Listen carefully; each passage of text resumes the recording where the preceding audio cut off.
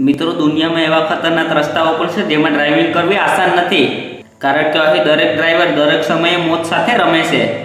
તેમ છતાં એ રસ્તા પર લોકોનું આવું જવું બંધ નથી થતું. આ રસ્તાઓ ચિંતાનો વિષય છે. તો મિત્રો, આજના વિડીયોમાં દુનિયાના અમુક પ્રસિદ્ધ અને ખતરનાક રસ્તાઓથી રૂબરૂ કરાવીશ, જેના વિશે સાંભળી તમે પણ હેરાન થઈ જશો. તો આવો વિડીયોને આગળ વધારો તે પહેલાં વિડીયોને લાઈક જરૂર કરો. કિશ્તવર ઇન્ડિયા. આ ખતરનાક રસ્તો જમ્મુ કાશ્મીરમાં બનાવેલો છે. આ રોડની એક બાજુ ઊંચા પહાડો તો બીજી બાજુ ખૂબ ઊંડો ખાડો છે. આ રોડ કાશ્મીર અને હિમાચલ પ્રદેશની વચ્ચે છે. શિયાળામાં આ રસ્તાની વચ્ચે બરફ પડે છે, જેના કારણે આ રસ્તાને અમુક મહિના બંધ પણ રાખવામાં આવે છે. આ રોડ ઉપર દરેક ડ્રાઈવરને દિલ ઉપર પથ્થર રાખવું પડે છે. આ રોડની પહોળાઈ ખૂબ ઓછી છે, જેથી એકવારમાં એક જ વાહન નીકળી શકે. કુલિયંગ, ચાઇના. ચીનમાં પર્વતોને કોતરી બનાવવામાં આવેલો આ રોડ ખૂબ ખતરનાક છે. આ રોડને દુનિયાની સૌથી પ્રસિદ્ધ સુરંગ પણ કહી શકાય. આ રોડ ઉપર ડ્રાઈવરને ખૂબ ફોકસ કરવું પડે છે.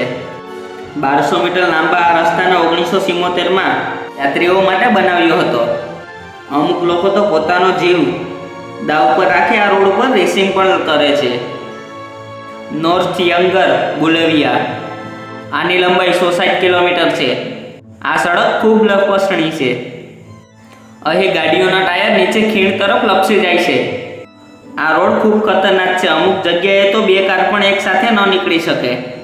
આ સડકને ધ રોડ ઓફ ડેથના નામે પણ ઓળખવામાં આવે છે.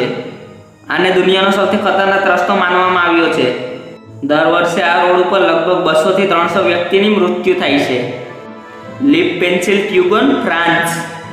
ફ્રાન્સમાં એલ્ટાન્ટિકા મહાસાગરની વચ્ચે બનાવેલો 4 કિલોમીટર લાંબો આ રોડ શાનદાર તો છે, પણ ખૂબ જોખમી ભર્યો પણ છે. આ સડક ઉપર ઘણા બધા લોકોએ પોતાનો જીવ ખોઈ દીધો છે. દરિયાઈ ભરતીના કારણે રોડ દિવસમાં 2 વખત બુરાઈ જાય છે, જેના કારણે અમુક કલાક આ રસ્તો બંધ પણ રહે છે. આ રોડ ખૂબ ખતરનાક છે. ઇશિમા ઓહિસા, જાપાન. જાપાનમાં બનેલા બ્રિજ ઉપર ડ્રાઇવિંગ કરવું કમજોર દિલવાળાનું કામ નથી.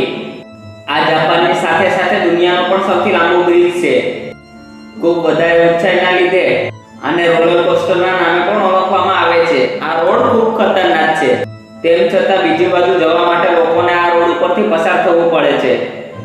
મિત્રો, વિડીયો પસંદ આવ્યો હોય તો વિડીયોને લાઈક કરી તમારા મિત્રો સાથે શેર કરો.